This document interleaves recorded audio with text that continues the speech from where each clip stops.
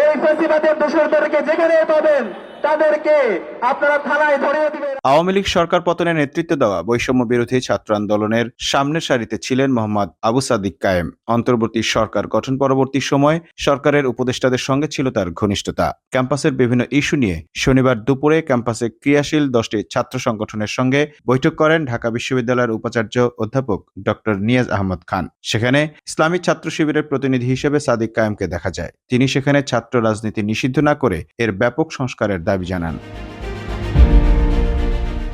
উল্লেখ্য, সাদিক কায়েম ঢাকা বিশ্ববিদ্যালয়ের রাষ্ট্রবিজ্ঞান বিভাগের 2016-17 সেশনের শিক্ষার্থী ছিলেন। তার বাড়ি খাগড়াছড়ি শহরের বাজার এলাকায়। তার বাবা জেলা শহরের একজন কাপড় ব্যবসায়ী, ছোট ভাইও চট্টগ্রাম বিশ্ববিদ্যালয়ে ইসলামী ছাত্র শিবিরের রাজনীতির সঙ্গে সম্পৃক্ত বলে জানা গেছে। ছোটবেলা থেকেই মেধাবী সাদিক খাগড়াছড়ি বাইতুশ শরফ জব্বারিয়া আদর্শ মাদ্রাসা থেকে দাখিল এবং পরবর্তীতে চট্টগ্রামের বাইতুশ শরফ থেকে আলিম পাশ করেন। এরপর ভর্তি হন ঢাকা বিশ্ববিদ্যালয়ের রাষ্ট্রবিজ্ঞান বিভাগে।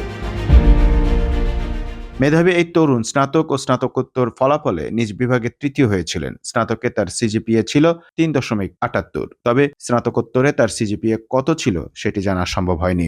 সাদিক পার্বত্য চট্টগ্রাম ছাত্র সংসদের সাবেক সভাপতি, হিল সোসাইটির সাবেক প্রতিষ্ঠাতা, সেভ ইউথ স্টুডেন্টস এগেইনস্ট ভায়োলেন্সের সাবেক ফ্যাসিলিটেটর, সূর্য সেন হল অ্যাসোসিয়েশন অব পলিটিক্যাল সায়েন্সের সাবেক সাংগঠনিক সম্পাদক ও বাংলাদেশ ইউথ ইনিশিয়েটিভ BYI এর সাবেক সাধারণ সম্পাদক। Mamun Mahfuz, time news desk.